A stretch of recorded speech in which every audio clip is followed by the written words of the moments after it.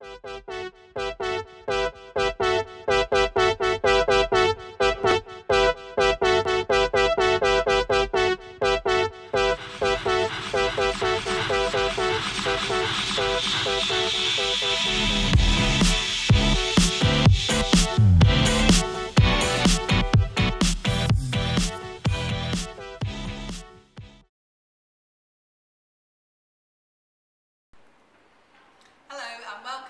the Manchester Museum.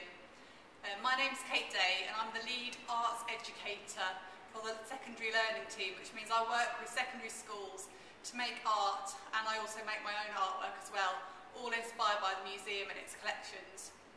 So I just wanted to give you a little introduction to the museum today and to tell you a little bit about what's here and what we do here. So the museum has lots of collections, and these are objects that were collected from around the world, a lot of them in Victorian times, so quite a long time ago. And what we want to do now is get people thinking about how they're relevant to our lives today. We've got things like a lot of stuffed animals, mammals, birds, fish and insects. We've also got things linking to kind of human life, such as our Egyptology collections. And we also like to think about how we're part of the world today. So for example, our mammals gallery, we're looking at developing that in the future to think about how we can contribute to a sustainable world, so how people today can also think about protecting our world for the people of tomorrow.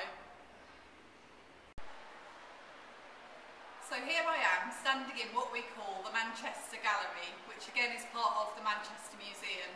And the Manchester Museum itself is part of the University of Manchester, which is lucky enough to have its own museum linked to it, and stands on Oxford Road, which leads into the centre of the city and is said to be one of the busiest bus routes in Europe.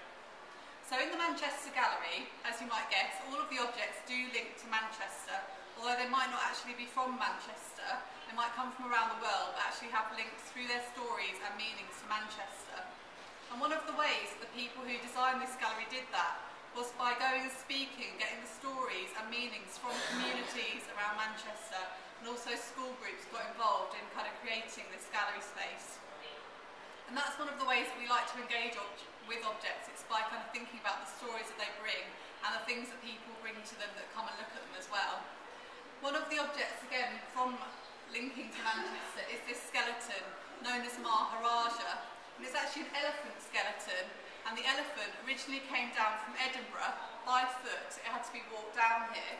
It was actually at Edinburgh, in a circus in Edinburgh, and it came down to be part of Bellevue Zoo in Manchester. And the story is that they tried to get it onto a train, but it wouldn't come onto the train, so they had to walk it all the way to Manchester, where when it got here, it lived here happily for about 10 years, until it died, apparently of pneumonia, and now its skeleton remains as part of our collection. So I'm sitting in what is actually a whole big artwork, and it's known as an art installation, which has been made especially for the museum. It was made by an artist called Mark Dion, who's an American artist, about 5 or 6 years ago now, and he created this whole room, which is called the Bureau for the Centre for the Study of Surrealism and its Legacy.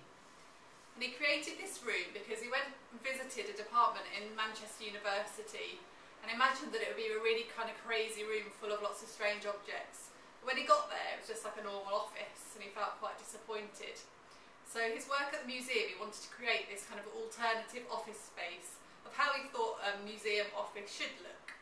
So what he did was he went around the museum and he spoke to curators and people that work here, and he found out lots of the most interesting and inspiring objects for him, and he put them together in this office.